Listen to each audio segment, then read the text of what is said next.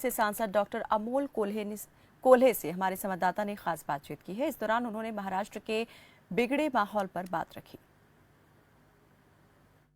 Sir, आप क्या कहेंगे, कल सुप्रीम कोर्ट ने स्थायी रूप से बैलगाड़ा शर्यत को मान्यता दे दी है राज्य में, इस बारे में? ये बहुत खुशी की बात है और मैं माननीय सुप्रीम कोर्ट का तहे दिल से शुक्रिया अदा करता हूं, क्योंकि हमारे किसान भाइयों के लिए कल का जो निर्णय था, ये निर्णय किसी त्योहार से कम नहीं है। क्योंकि बैलगाड़ा शर्यत सिर्फ ये एक कंपटीशन नहीं है, इसके 4 अलग अलग अंग है, 4 अलग अलग पहलू है।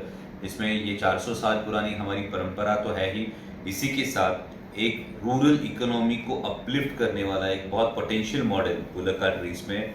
तीसरा इसका अहम पहलू है वो टूरिज्म को बढ़ावा देने वाला है, फिर वो डोमेस्टिक टूरिज्म हो या इंटरनेशनल टूरिज्म हो। जैसे स्पेन का अगर हम टूरिज्म देखने जाए तो स्पेनिश बुल फाइट हो या स्पेनिश बुल रन हो, ऐसे कुछ इवेंट्स होते हैं, वैसा ही एक बहुत potential event bullock cart race है। और इसी के साथ में ये देशी गोवंश के रक्षण का बहुत अहम मुद्दा है। और इन 4 मुद्दों को लेकर माननीय सुप्रीम कोर्ट का ये जो निर्णय हुआ है, ये निर्णय हर किसान के लिए बहुत खुशी की बात है। पिछले 4 साल से अगर देखा जाए, जब से आप सांसद हैं, आपके विभाग में बहुत प्यार से इन गायों को देखा जाता है, गाय हो या और कुछ हो।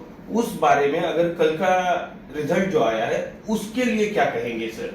कल का ये जो रिजल्ट है, ये देशी गोवंश के बारे में एक बहुत ही महत्वपूर्ण कदम है, ऐसा मैं मानता हूं। क्योंकि जो बैल इस बुलक कार्ट रेस के लिए यूज किए जाते हैं, वो देशी गोवंश, उसका खिलार नाम से जाना जाता है। और ये खिलार महाराष्ट्र की शान है। ये खिलार ड्रॉट अफेक्टेड एरियाज में इस खिलार बैल की पैदाइश होती है और फिर ये पश्चिम घाट पर इसको नॉर्मल इसका सेल होता है और फिर बुलक कार्ट रेस के लिए ये यूज किया जाता है। आज हम देखने जाए तो ट्रांसपोर्टेशन के लिए बैलगाड़ी यूज नहीं होती, फिर खेती के कामों के लिए बैलों का इस्तेमाल कम होता जा रहा है। और पिछले कुछ सालों में अगर देखा जाए, जब से ये बुलक कार्ट रेस पर बैन आया था, तब से बीफ एक्सपोर्ट में जो हमारा देश 10वें पायदान पे था, वो 3रे पायदान पे चला गया था। तो ये बुलक कार्ट रेस को परमिशन देना मैं इस एंगल से देखता हूँ, क्योंकि देशी गोवंश के लिए ये बहुत लाभदायक कदम साबित हुआ। सर, एक आखिरी सवाल पूछना चाहता हूं कि पिछले 8 दिनों में अगर देखा जाए, महाराष्ट्र में कुछ ऐसे घटनाएं घट रही है कि जैसे औरंगाबाद हो, अकोला हो, अहमदनगर हो या नासिक हो, जिसमें धार्मिकता का रंग दिया गया है। इस बारे में आप क्या कहेंगे?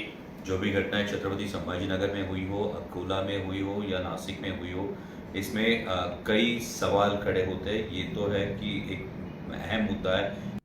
सर, एक आखिरी सवाल पूछना चाहता हूं कि पिछले 8 दिनों में अगर देखा जाए, महाराष्ट्र में कुछ ऐसे घटनाएं घट रही है कि जैसे औरंगाबाद हो, अकोला हो, अहमदनगर हो या नासिक हो, जिसमें धार्मिकता का रंग दिया गया है। इस बारे में आप क्या कहेंगे? जो भी घटनाएं छत्रपति संभाजीनगर में हुई हो, अकोला में हुई हो या नासिक में हुई हो, इसमें कई सवाल खड़े होते हैं। ये तो है कि एक अहम मुद्दा है कि फिर इंटेलिजेंस इनपुट्स इसमें क्या मिल रहे हैं या नहीं मिल रहे, ये एक मुद्दा होता है। और दूसरी बात ये बहुत महत्वपूर्ण है कि महाराष्ट्र एक पुरोगामी राज्य है, जहाँ पे हर धर्म के, हर जाति के लोग बड़े आनंद से एक दूसरे के साथ सालों से रह रहे हैं। तो जब भी किसी स्टेट का सोशल फैब्रिक डिस्टर्ब होता है, तो ये disturbance in social fabric gives a bad impact on overall development, on overall foreign investment, everything. तो किसी भी असांप्रदायिक तत्वों का अगर इसमें बहुत ज़्यादा हाथ दिखाई देता है, तो ये विकास के लिए एक रोड़ा बन जाता है। इसलिए मेरी दरख्वास्त है, ये हमेशा एक्सपेक्टेशन है कि इंटेलिजेंस ने इसके बारे में बराबर से इनपुट्स देके ये जो सलोखा जिसे कहते हैं, ये हमेशा बना रहना चाहिए। तो ये थे सांसद डॉक्टर अमोल कोल्हे, जो कल के सुप्रीम कोर्ट के रिजल्ट के बारे में और महाराष्ट्र के लॉ एंड ऑर्डर के बारे में बात कर रहे थे। कैमरामैन राजेंद्र जाजू के साथ सिद्धेश कर्नावट, खबरफास्ट, पुणे।